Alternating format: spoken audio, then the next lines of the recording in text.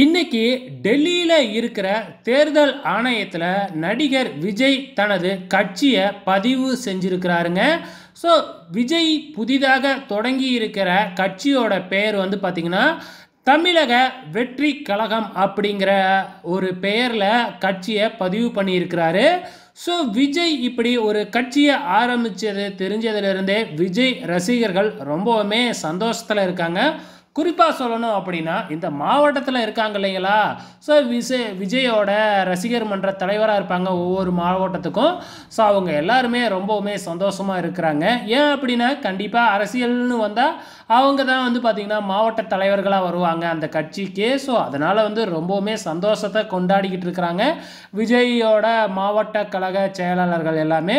Okay friends, விஜயும் கட்சி ஆரம்பிச்சிட்டாரு. இனி என்ன நடக்க போகுது, ஏன்னா இப்போ வேறையா வந்து பார்த்திங்கன்னா எம்பி எலெக்ஷன் வேறையா வரப்போகுது. இதில் நம்ம விஜயோட அரசியல் என்ட்ரிக்கும் இதுக்கும் ஏதாச்சும் சம்பந்தம் இருக்குமா அப்படிங்கிறத பொறுத்திருந்து பார்க்கலாம்.